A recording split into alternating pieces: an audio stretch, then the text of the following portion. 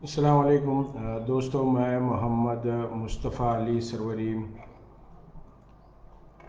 آج اس فیس بک لائیو میں آپ کے ساتھ یہاں پر جڑا ہوا ہوں۔ دراصل اس لائیو آنے کا ایک مقصد دراصل بہت سارے جو احباب ہیں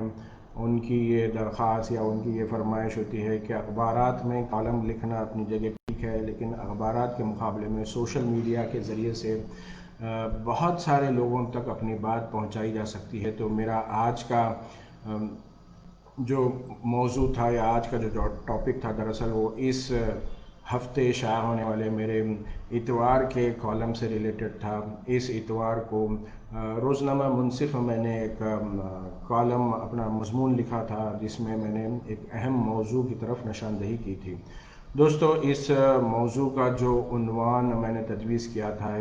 کہ کیا ہوتا ہے جب ماں بیٹیوں کی محتاج بن جاتی ہے۔ جی ہاں دوستو، ہمارے اطراف و اکناف میں بہت سارے واقعات، بہت سارے حادثات ہوتے ہیں جن کو اخبارات میں خبر کی شکل میں ہمیں پڑھنے کو ملتا ہے، لیکن بہت سارے ایسے واقعات ہوتے ہیں جو ہمیں نہ خبروں میں پڑھنے کو ملتے ہیں، نہ اس کا میڈیا میں کوئی کوریج ہوتا ہے، لیکن وہ بدستور اہمیت رکھتے ہیں اور ہمیں ان پر توجہ دینے کی ضرورت ہوتی ہے۔ ایسے ہی ایک موضوع کی طرف میں نے اپنے اس کالم کے ذریعے سے نشاندہی کرنے کی کوشش کی تھی۔ ایک جو صحافی دوست ہیں ان کے توسط سے یہ سارا واقعہ تھا، اور دوستو آپ جانتے ہیں بہت ساری چیزیں کہ ہم عام طور پر ہمارے ہاں شناخت کو مخفی رکھنے کی، مطلب واقعات تو سچے ہوتے ہیں لیکن کہیں نہ کہیں ان کے اصل نام نہ بتلانا ہی اسی میں عافیت ہوتی ہے۔ تو ایسے ہی ایک خاتون کی یہ کہانی ہے، جس کا جو نام میں نے اپنے کالم میں استعمال کیا ہے وہ اس کا اصل نام نہیں ہے، شاہانہ خاتون۔ دراصل یہ خاتون ایک ایسی بیوہ خاتون کی کہانی ہے، ایسی بیوہ خاتون کی زندگی کے متعلق تفصیلات ہیں جن سے ہمیں بہت کچھ سیکھنے کو ملتا ہے۔ تفصیلات کے مطابق شاہانہ خاتون کو شادی کے بعد اللہ رب العزت نے اولاد کی شکل میں 3 لڑکیوں سے نوازا تھا۔ شوہر بزنس کرنے والے تھے، کاروباری تھے اور سب کچھ ٹھیک ٹھاک تھا۔ چھوٹی لڑکی ابھی جب وہ بمشکل اسکول جانے لگی تھی، اس وقت ایک سڑک حادثے میں شاہانہ خاتون کے شوہر کا انتقال ہو جاتا ہے۔ بنیادی طور پر شاہانہ خاتون کی یوں سمجھ لیجیے کہ وہ زندگی ہی بالکل بدل گئی تھی۔ جو شوہر تھا، وہ شوہر کے گزر جانے کے بعد اب ان کے سامنے سب سے بڑا سوال یہی تھا کہ 3 لڑکیاں ہیں اور ان 3 لڑکیوں کے ساتھ کیسے ہم اپنی زندگی گزاریں، یہ والا ان کے سامنے بڑا سوال تھا۔ چونکہ شاہانہ خاتون کے جو شوہر تھے وہ کاروبار سے جڑے ہوئے تھے، تو ان کے کاروباری پارٹنر نے شاہانہ خاتون کو یقین دلایا کہ جو کچھ حصہ ان کے شوہر کا بنتا ہے وہ اس کی آمدنی بدستور انہیں پہنچاتے رہیں گے۔ یوں بدلتے ہوئے حالات میں شاہانہ خاتون نے اپنی زندگی گزارنا سیکھی، اور پھر جب پہلی لڑکی کی شادی کی بات آئی تو اس وقت سب سے بڑا سوال آیا کہ سب جانتے تھے شاہانہ خاتون ایک بیوہ ہیں، اس کے باوجود معیاری شادی کرنے کے لیے جس طرح کے حالات ہیں اس میں، تو ان حالات میں انہیں بھی کافی زیادہ رقم کی ضرورت تھی معیاری شادی کے لیے۔ کھانا اور 10 تولے سونا، اس طرح کی جو لوازمات تھے ان کو پورا کرنے کے لیے جب شاہانہ خاتون نے اپنے مرحوم شوہر کے کاروباری پارٹنر سے بات کیا تو انہوں نے قرضہ دلانے کی آمادگی ظاہر کی کہ بھئی وہ قرضے کا انتظام کر دیں گے، البتہ اس قرضے کی جو ادائیگی ہے وہ جو ماہانہ بزنس سے جو آمدنی ہوتی ہے شاہانہ خاتون کو، اس میں سے انہیں ادائیگی کرنی ہوگی۔ اس طریقے سے شاہانہ خاتون اپنی بڑی لڑکی کی شادی کی ذمہ داری سے وہ عہد برآ ہوتے ہیں، اس سے نمٹتے ہیں، لیکن اب ہوتا یہ ہے کہ انہیں جو ماہانہ خرچ اپنے مرحوم شوہر کے کاروبار سے مل رہا تھا وہ رقم عادی ہو گئی تھی۔ بہرحال شاہانہ خاتون جہاں بڑی حد تک اس بات پر اطمینان میں تھی کہ بڑی لڑکی کی شادی ہو گئی ہے، وہاں پر اب وہ کم اخراجات کے ساتھ اپنے جو زندگی ہے اس کو گزارنا بھی انہوں نے سیکھ لیا تھا۔ مسئلہ جب اس وقت پیش آیا جب دوسری لڑکی کی شادی بات آئی، تو جب انہوں نے اپنے مرحوم شوہر کے کاروباری پارٹنر سے پوچھا کہ دوسری لڑکی کی شادی کے لیے بھی کیا کچھ قرضے کا انتظام ہو سکتا ہے، تو پتہ چلا کہ پہلی لڑکی کے لیے جو انہوں نے شادی کے لیے قرضہ لیا تھا وہی قرضہ ابھی تک پورا نہیں ہوا ہے، ایسے میں مشکل ہے۔ البتہ جب انہوں نے دریافت کیا کیا جا سکتا ہے، تو یہ انہیں تجویز دی گئی کہ جو کچھ کاروباری پارٹنرشپ ہے اس کو اگر بیچ دیا جاتا ہے تو اس سے خاطر خواہ پیسے ملیں گے، اور اس رقم سے وہ اپنی دوسری لڑکی کی شادی کا بھی انتظام کر سکتے ہیں، اور وہ خرچہ جو پہلی لڑکی کا ہے اس کو بھی وہ پورا کر سکتے ہیں۔ مرتی کیا نہ کرتی، اس طرح کی صورتحال میں شاہانہ خاتون نے اپنی دوسری لڑکی کے لیے جو مرحوم شوہر کا کاروباری حصہ تھا اس کو فروخت کر دیا، اور فروخت کرنے کے بعد اب وہ قرضوں سے انہیں چھٹی مل چکی تھی، بڑی لڑکی کا جو قرضہ تھا وہ پورا ہو گیا، اور دوسری لڑکی کی شادی بغیر کسی قرضے کے ہو گئی۔ اب جو سب سے بڑا چیلنج ان کے سامنے درپیش تھا، وہ چیلنج یہ تھا کہ اب وہ اپنے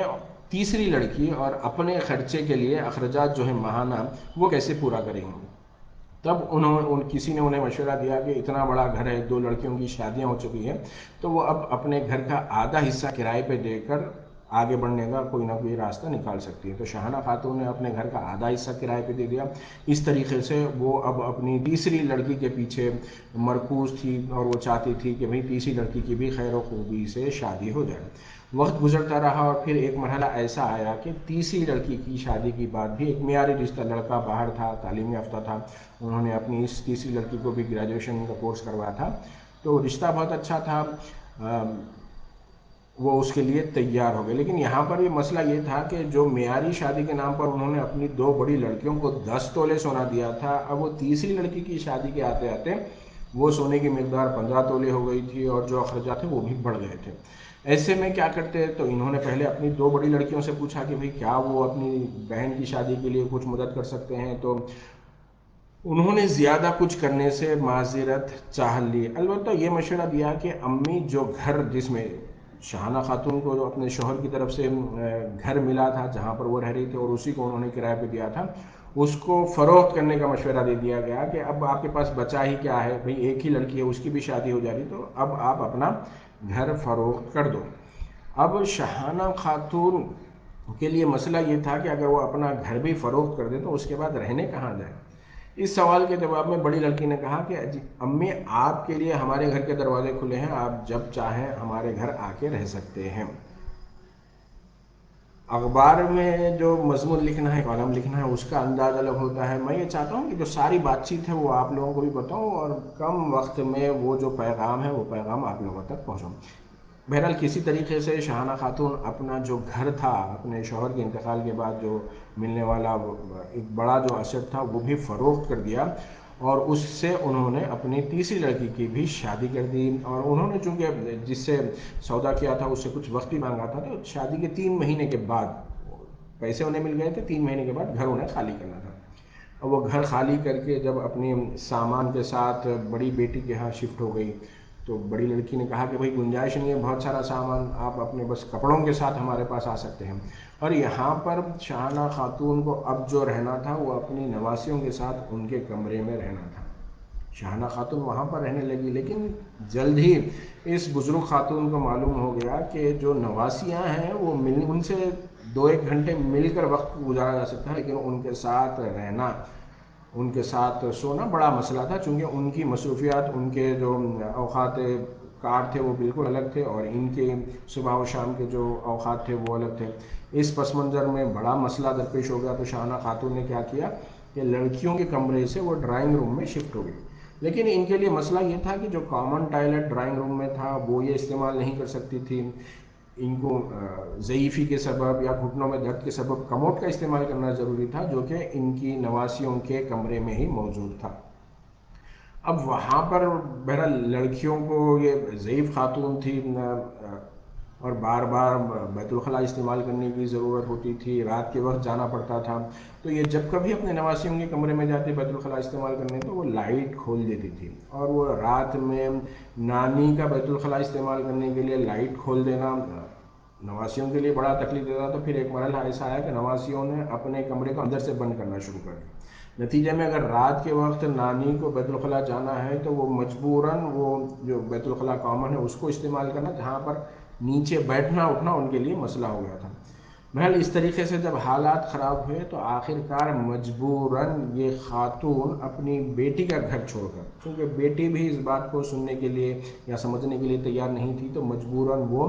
کسی اولڈ ایج ہوم کو منتقل ہو جاتی ہے۔ ٹھیک ہے، یہ تو ایک شاہانہ خاتون کی کہانی تھی. اس کہانی سے ہمیں کیا سبق ملتا ہے، ہمیں کیا سیکھنا چاہیے؟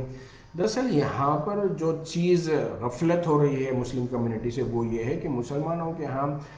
لڑکیوں کی پیدائش پر روز اول سے ہی والدین کی فکر ہوتی ہے کہ ان کا کیا ہوگا، کیسے ان کے مستقبل کو ہم محفوظ بنا سکتے ہیں، ان کی زندگی کو کیسے ہم اچھا بنا سکتے ہیں. تو اس فکر میں ہم یہ سمجھتے ہیں کہ ان کو اگر اچھی سے ایجوکیشن دلوا دی جائے تو یہ کل کے دن اپنے پیروں پر خود کھڑی ہو سکتی ہے.